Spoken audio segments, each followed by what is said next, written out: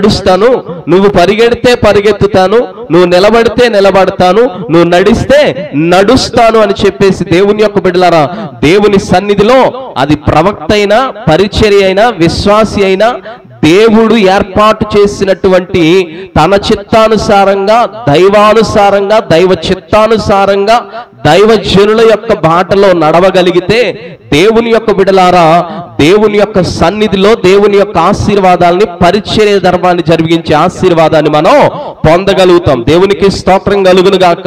మొన్న రెండో రోజు సిద్ధపాటు కూడికి ఒక పాస్టర్ గారు వచ్చాడు.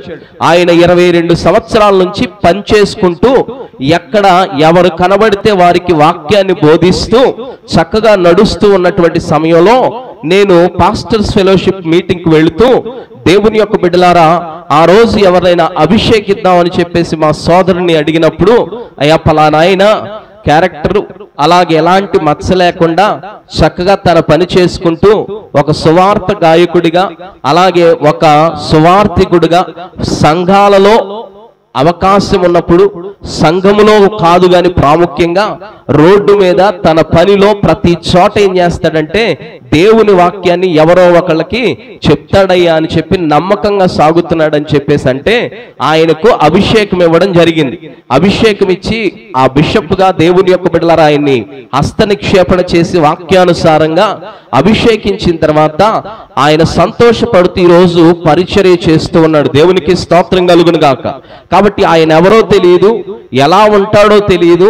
నేను ఒక మీటింగ్కి వెళ్తున్నాను, నేను ఒక నా ఆసక్తిని బట్టి ఎవరైనా ఉంటే పని కొరకు అభిషేకిద్దాం, దేవుని పని ఇంకా చెయ్యాలి, జరగాలి, ఎవరైనా సిద్ధపడి ఉంటే చూడండి అన్న మాటకి దేవుడు ఆ బిడ్డను ఆ రోజు ఏర్పాటు చేశాడు. దేవునికి స్తోత్రం కలుగును గాక.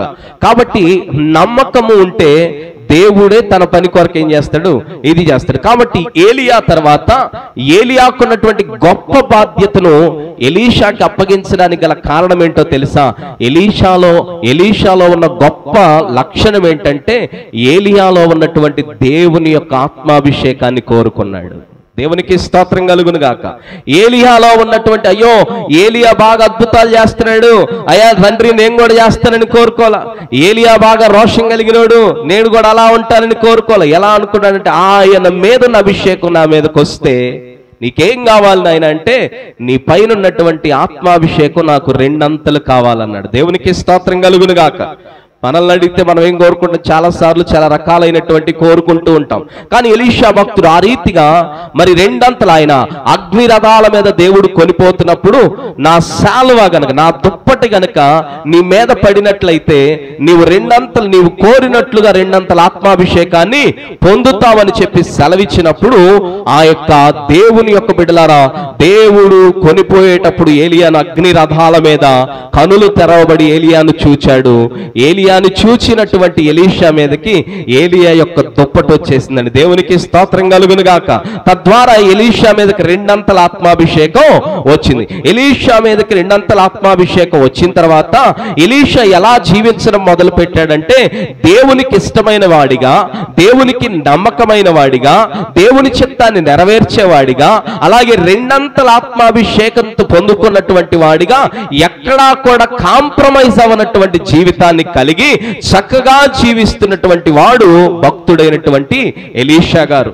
ఈ ఎలీషా గారి యొక్క పరిచర్యలో దేవుని యొక్క బిడ్డలారా, ఆయన నిలబడితేనే, ఆయన శవము ఒక చోట పెట్టబడితే, ఆ పెట్టబడినటువంటి స్థలంలో ఒక శవం పెట్టబడితే అది లేచి బ్రతికినటువంటి విధానం కూడా బైబిల్లో మనం చూస్తాం. అంతా దేవుని యొక్క 2 అంతల ఆత్మాభిషేకం యొక్క శక్తిని సవిచూచి అనేక మందికి చూపించినటువంటి వాడు భక్తుడైనటువంటి ఎలీషా గారు.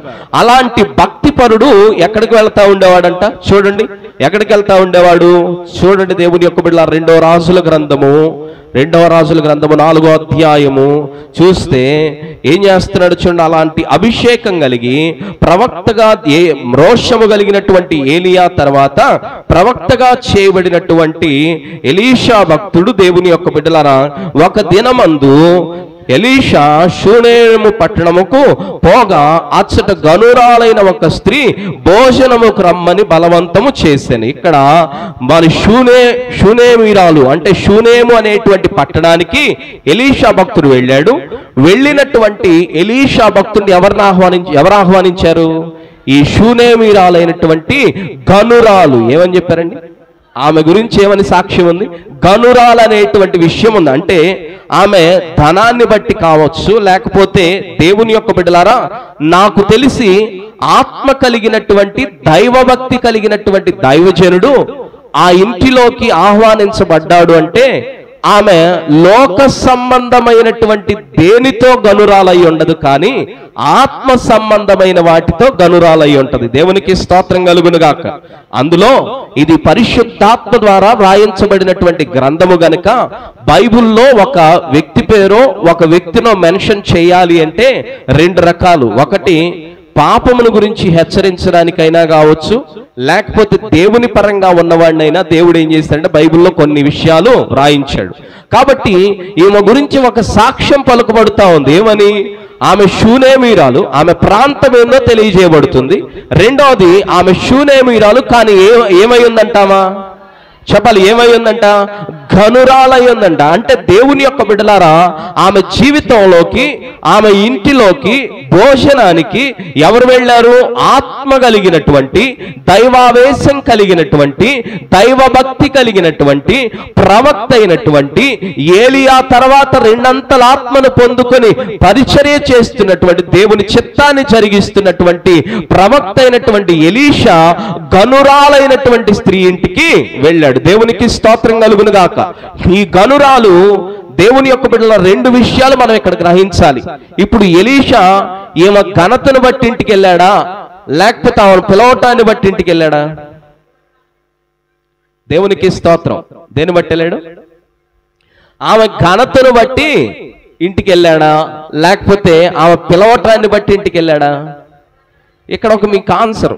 పరిచర్యలో దేవుని యొక్క సంఘంలో సేవకులు కూడా ఉంటారు. నీ ఆహ్వానాన్ని బట్టి నీ ఇంట్లో నీ విషయాల్లో నీ సేవకుడు కూడా ఇన్వాల్వ్ అవుతాడు, కానీ దేవుని యొక్క బిడ్డలారా నీ ఘనతను బట్టి నీకున్న వాటిని బట్టి దైవజనుడు ఇన్వాల్వ్ అవ్వలేడు. దేవునికి స్తోత్రం. హల్లెలూయా. కాబట్టి ఇక్కడ మనం జ్ఞాపకం చేసుకోవాల్సింది ఏంటంటే గనురాలైనటువంటి షూనేమీరాలు ఇంటికి ఆహ్వానాన్ని బట్టే వెళ్ళాడు తప్ప ఆహ్వానం లేకపోతే వెళ్ళలేదు. దేవునికి స్తోత్రం. అందుకని నా ఒక్కడి విషయం అనే కాదు, ఎవరి విషయంలోనైనా గుర్తుపెట్టుకోండి, ఒక దైవజనుడు అనేటువంటి ప్రస్థానం ప్రశస్తం ఒక ఇది గనక వస్తే గనక ఏం చేస్తారంటే నీవు ఆహ్వానించే విధంగా ముందుండు. దేవునికి స్తోత్రం. అది కూడా నేనేమంటానంటే దైవభక్తి కలిగి వాక్యానుసారంగా క్రమంలో ఉండేటువంటి దైవజనుణ్ణి ఆహ్వానించడానికి ముందుగా ఉండు. దేవునికి స్తోత్రం కలుగును గాక. నేను గనురాలని, నేను ఘనమైన స్త్రీని, కాబట్టి అరే అబ్బాయి ఈ ఊర్లోకి ప్రవక్త అనేవాడు గాని పాస్టర్ అనేవాడు గాని ఎవడైనా వస్తే నా ఇంటికి రాకపోతే ఊరుకోనందా? దేవునికి స్తోత్రం. ఎలా ఉంది ఈమె యొక్క పరిస్థితి? దేవుని యొక్క బిడ్డలారా గనురాలైన స్త్రీ ఎవరిని ఆహ్వానించుకుంది అంటే ఈమె ఆశ్చర్య కార్యము, దేవుని యొక్క మహిమ కార్యము, అద్భుత కార్యములు నీలో నాలో జరగాలి అంటే దేవుని యొక్క సేవకుడు నడిపించబడాలి. దేవుని యొక్క సేవకుడు నడిపించబడాలి అంటే నీలో ఏముండాలి? ఏమండి, నీలో ఏముండాలి?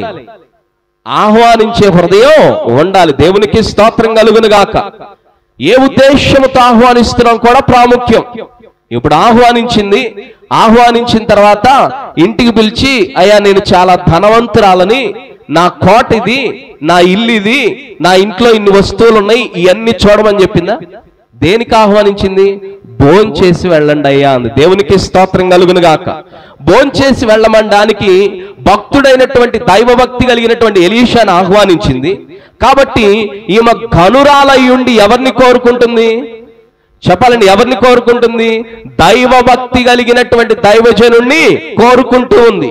నీ జీవితంలో అద్భుతం కావాలి, ఆశ్చర్యకార్యం కావాలి, ఆ మహోన్నతుడైనటువంటి మహా ఆశ్చర్య కార్యములు చేసే దేవుడు నా జీవితంలో ఒక అద్భుత కార్యం చేయాలి అంటే నీ జీవితంలో దైవభక్తి కలిగినటువంటి, దేవుని ఆత్మ కలిగినటువంటి, దైవావేశంతో నింపబడినటువంటి దైవజనుడు నీ ఇంట్లోకి రావాలి.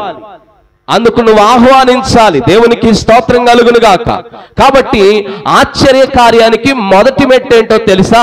నీవు దైవావేశం కలిగినటువంటి దైవజనులను, ఆత్మపూర్ణులను నీవేం చేయాలి? నీ ఇంటికి ఆహ్వానించాలి. దేవునికి స్తోత్రం కలుగును గాక. నీకు నచ్చినప్పుడు కాదు, నీకు డబ్బులున్నప్పుడు కాదు, నీకు కలిసి వచ్చినప్పుడు కాదు, నీకు ఇష్టం వచ్చినప్పుడు కాదు, మేము చేసే వాటిలో కలిసిపోతాడు అయ్యగారు అనేటువంటి విధానంలో కాదు. ఆత్మానుసారంగా, దైవ చిత్తానుసారంగా, దైవ చిత్తాన్ని జరిగించే వాడిని ఆహ్వానించుకోగలిగితే ఏం జరిగింది? మనకి ఆశ్చర్య కార్యం జరిగింది. తర్వాత ఈమె దైవజనుడిని ఆహ్వానించడమే కాదు, ఈమె ఏమై ఉందని సాక్ష్యం చెప్తున్నారు. గనురాలై ఉందంట. గనురాలై ఉన్న ఆమె దేవుని యొక్క బిడ్డలను ఒక పాస్టర్ గారిని పిలవగలిగిద్దా? దేవునికి స్తోత్రం. అవునా? ఒక దీన సేవకుడిని పిలవగలుగుతారా? దేవుని యొక్క సన్నిధిలో, దేవుని యొక్క బిడ్డలారా, ఈమె ఘనతలో ఎన్నో గొప్ప కార్యాలు చేయగలిగి బిజీగా ఉండేటువంటి గనురాలు ఎవరిని పిలిచింది? ఒక దీన సేవకుణ్ణి పిలిచింది. ఆత్మపూర్ణుడైనటువంటి దైవజనుణ్ణి పిలిచింది. అంటే ఈమె మొట్టమొదట తన జీవితంలో ఏమి కోరుకోలేదు, కానీ మొట్టమొదట సేవకునికి ఆతిథ్యం ఇచ్చింది.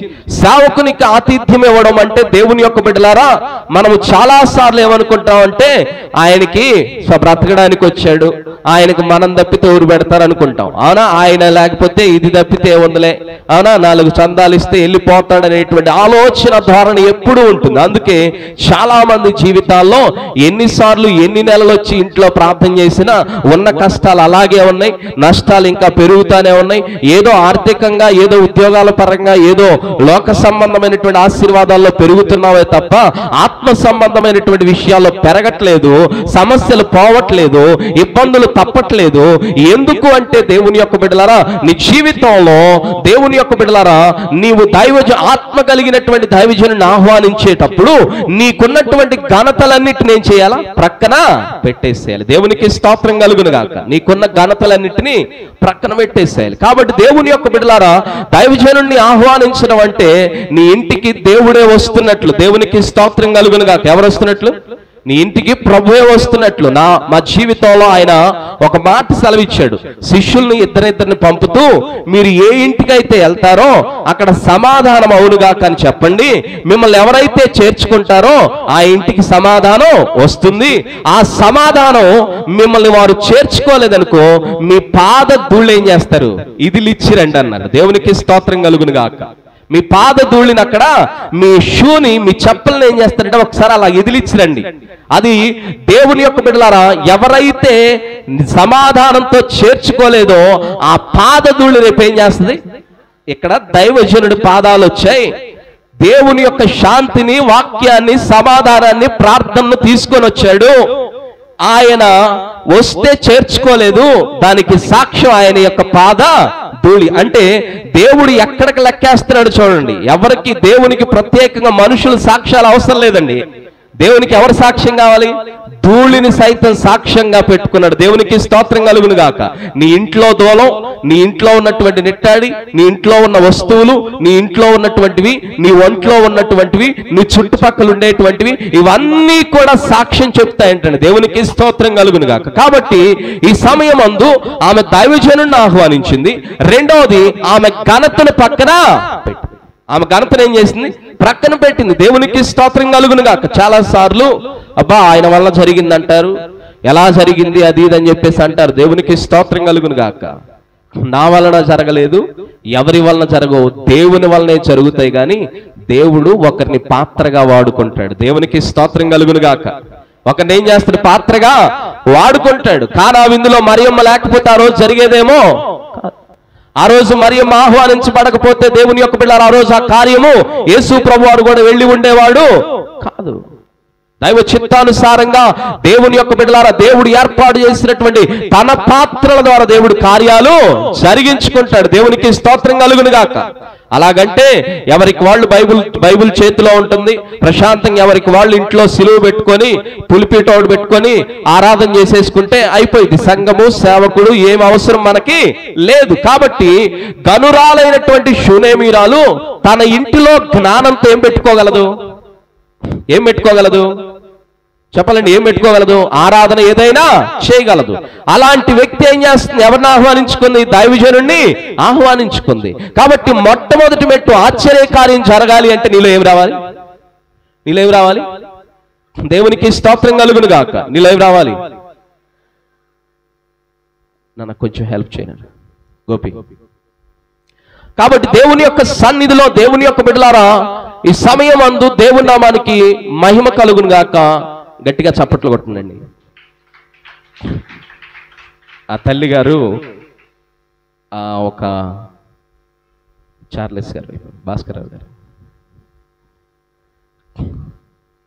కూర్చోబెట్టి దేవుని యొక్క బిడ్డలారా ఎందుకు చప్పట్లు కొట్టించారంటే ఆమె చాలా మంచంలో పడుకొని ఉండేదండి. మంచంలో పడుకొని అసలు లేవలేని స్థితిలో ఉండేది.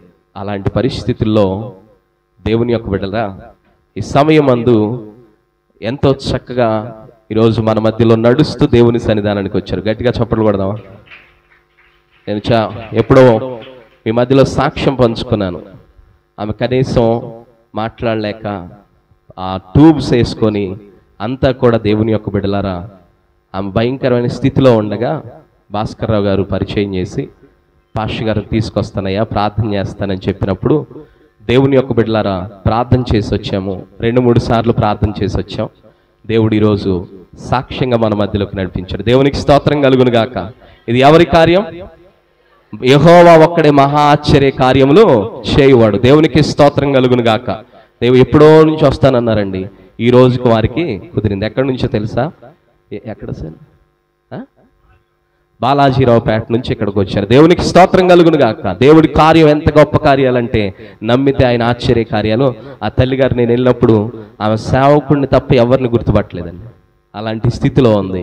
ఈరోజు దేవుని సన్నిధిలో అందరినీ గుర్తుపడుతూ చక్కగా బాబును గుర్తుపడుతూ అందరికి చక్కగా తన పని తాను చేసుకుంటూ చర్చికి రాగలిగే స్థితిలోకి దేవుడు నడిపించాడు. దేవునికి స్తోత్రం కలుగును గాక. కాబట్టి ఘనురాలైనటువంటి స్త్రీ తన జీవితంలో ఒకటి దైవజనుడిని ఆహ్వానించింది. రెండవది దేవుని యొక్క బిడ్డలారా తన ఘనతలన్నిటినీ ప్రక్కన పెట్టేసింది.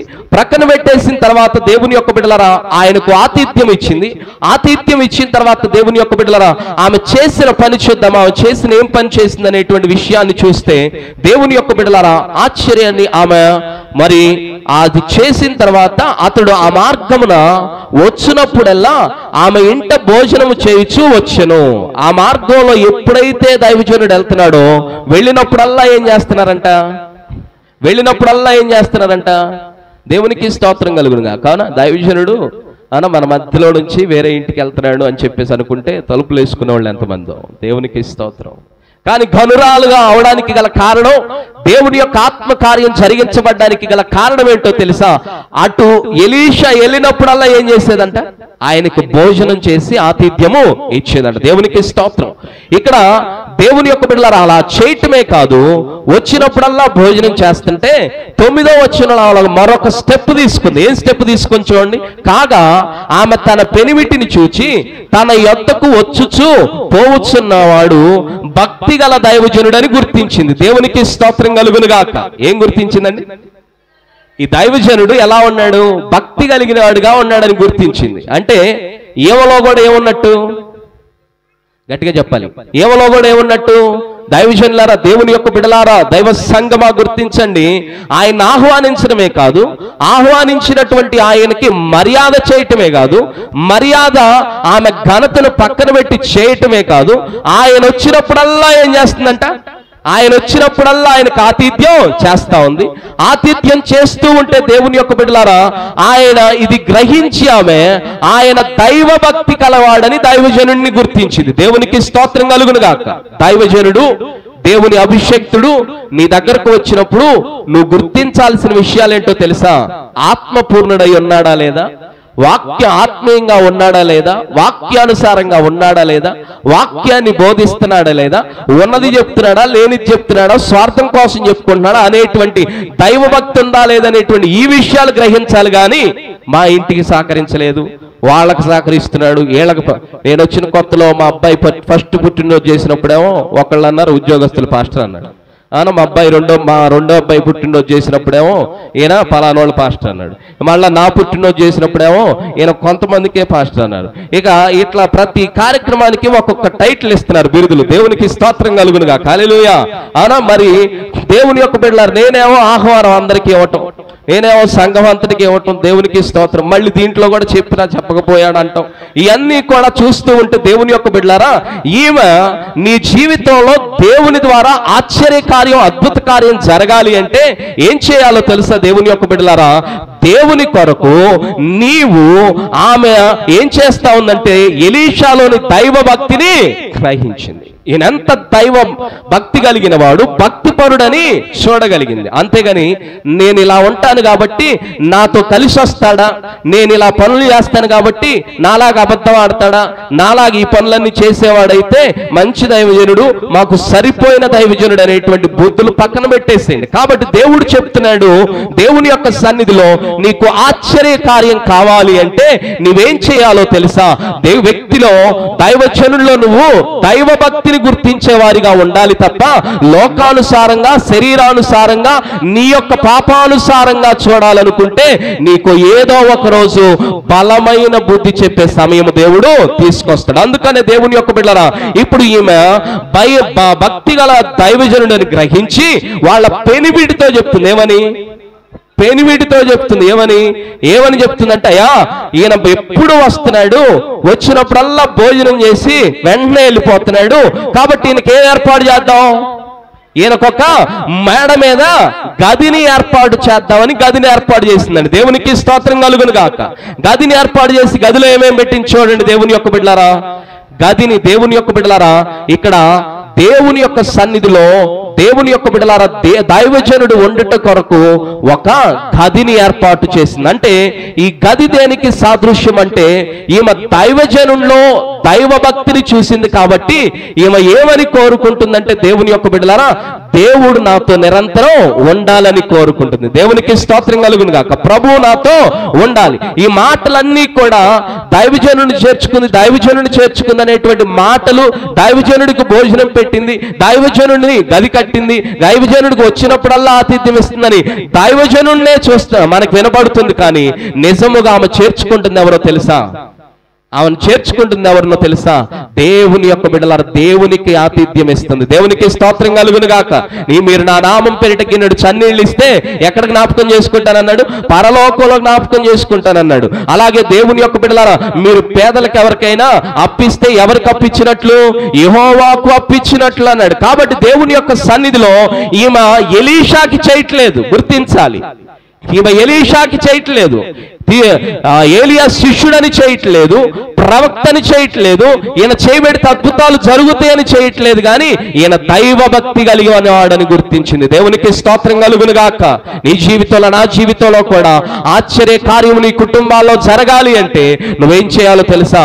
నీ సంఘములో, నీ ధ్యానములో, నీ ఆత్మలో, నీ వాక్యములో, నీ ప్రార్థనలో, నీ జీవితంలో, నీ దైవజనుల్లో, నీ సమస్త విషయాల్లో ఏం చేయాలో తెలుసా? దైవ భక్తిని, దైవ సంబంధమైనటువంటి విషయాలను గుర్తించేవాడిగా ఉండాలి. షూలేమీరాలు గనురాలిగా తీర్చబడ్డానికి ఆమె ఎలీషాకి భోజనం పెట్టిందని కాదు, కానీ దేవుని సేవకుడైన ఎలీషాకి భోజనం పెట్టింది. ఆమేన్. ఎవరి సేవకుడైనా? దేవుని సేవకుడు, ఆత్మ కలిగిన వాడు, దైవ భక్తి కలిగిన వాడు. దేవునికి స్తోత్రం కలుగును గాక. కాబట్టి దైవానికి చేస్తుంది. కాబట్టి ఇప్పుడు ఈయన వచ్చిపోతా ఉంటే నాకు ఆశీర్వాదం ఎలా ఉంటది? వచ్చి పోతా ఉంటది. కాబట్టి నా ఇంట్లో ఏం చేయాలి? ఈయన వచ్చినప్పుడల్లా 1 గంట 2 గంటలు నా ఇంట్లో ఉంచాలి అనే ఆలోచన చేసింది. దేవునికి స్తోత్రం కలుగును గాక. ఈ ఉంచాలనేటువంటి ఆలోచన ఎవరికి వస్తుందనేటువంటి విషయాన్ని మనం ఒకసారి చూస్తే, దేవుని యొక్క బిడ్డలారా, దేవునికి రూమ్ ఇచ్చేవారు, లేకపోతే దేవునికి మరి విలువ ఇచ్చేవారు, దేవునికి స్థానం ఇచ్చేవారు ఎవరు అనేటువంటి విషయాన్ని చూస్తే మత్తయి సువార్త 6:33 చూద్దామా? మత్తయి సువార్త 6:33 ఏమంటున్నాడు? ఎవరు దైవజనులకు దేవునికి లేకపోతే చోటిస్తారు అనేటువంటి విషయాన్ని, గదిని కడతారు వారి జీవితాలు అనేటువంటి విషయాన్ని చూస్తే 6:33 ఏమంటున్నాడండి?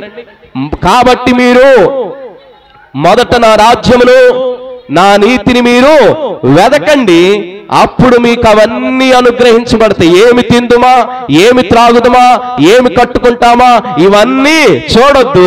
మీరు మొదట ఏం చేస్తారంటే, దేవుడు మీకు ఒక గది ఉండాలి. ఆ గదిని ఎవరు ఏర్పాటు చేయగలుగుతారంటే షూనేమీరాల్లాగా ఎవరైతే దేవుని రాజ్యాన్ని నీతిని వెదుగుతారో. దేవునికి స్తోత్రం కలుగును గాక. కాబట్టి నీ జీవితంలో యేసయ్యకు రూమ్ ఉందా? నీ జీవితంలో యేసయ్యకు ఒక గది ఉందా? నీ ఇంట్లో ఒక గది ఉందా? నీ యొక్క పడక గదిలో ఒక గది ఉందా? నీ హృదయంలో 4 గదులు ఉంటాయి. 4 గదులు ఎవరున్నారు అనా? నీ ఇంట్లో ఇప్పుడు షూనేమీరాలు యొక్క గొప్పతనం ఏంటో తెలుసా? ఆమె జీవితంలో దైవజనుడికి చోటిచ్చిందనే కంటే కూడా దైవానికి చోటిచ్చింది, దేవునికి చోటిచ్చింది. కాబట్టి గదిని ఏర్పాటు చేసింది. ఎవరు గదిని ఏర్పాటు చేస్తారు? ఈమె యొక్క చూపంతా దేని మీద ఉందో తెలుసా? దేవుడు నాతో ఉండాలి. కాబట్టి ఆమె వెదుకుతుంది దేనికోసం చెప్పాలండి? ఆమె వెదుకుతుంది దేనికోసం? మొదట దేవుని నీతిని, దేవుని రాజ్యాన్ని వెదికేవారు ఎవరిని కోరుకుంటారు? ఎవరిని కోరుకుంటారు? దేవునికి స్తోత్రం కలుగును గాక. దేవుణ్ణి కోరుకుంటారు. దేవునికి స్తోత్రం కలుగును గాక. పొద్దున్న లేచిన తర్వాత ప్రార్థన చేసిన వాళ్ళు ఎంతమంది? వాక్యం చదివిన వాళ్ళు ఎంతమంది? ఆదివారం అని గుర్తున్న వాళ్ళు ఎంతమంది? సమయానికి వెళదాం అనుకున్న వాళ్ళు ఎంతమంది? ఇవన్నీ క్వశ్చన్ చేసుకుంటే దేవుని యొక్క బిడ్డలు చాలా సార్లు తేలిపోతూ ఉంటాం. కాబట్టి ఈ సమయమందు ఈమె గదిని ఏర్పాటు చేయడానికి గల కారణం ఏంటో తెలుసా? ఆమెలో దేవుని రాజ్యాన్ని, దేవుణ్ణి వెదికే తత్వం ఆమెలో ఉంది. అందుకే ఆమె సాక్ష్యం ఏమని పొందింది? గనురాలైన.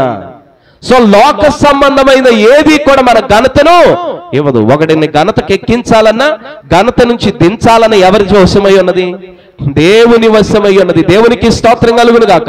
ఈ గనురాలని సాక్ష్యం చెప్పడానికి దేవుని యొక్క బిడ్డలారా దైవజనుడికి గదిని ఏర్పాటు చేసింది. దైవజనుడికి కాదు గాని దైవజనుడిలో ఉన్నటువంటి దైవానికి గదిని ఏర్పాటు చేసింది. దేవునికి స్తోత్రం కలుగును గాక.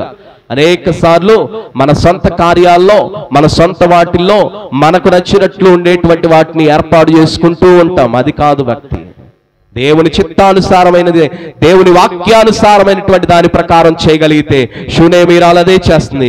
మొదట ఆమె యొక్క దృష్టి దేని మీద ఉంది? దేవుని రాజ్యం మీదను, దేవుని యొక్క నీతి మీద ఉంది. ఎవరు గది కడతారంటే, ఎవరు యేసయ్యకు నివాసం ఇస్తారంటే, ఎవరు హృదయంలో చోటిస్తారంటే, ఎవరు వారింట్లో చోటిస్తారంటే దేవునికి, దైవజనునికి దేవుని రాజ్యాన్ని, దేవుని యొక్క నీతిని వెదికేవారు వారికి చోటు ఇస్తారు. నీ జీవితంలో ఎవరికి చోటు ఇస్తున్నావు?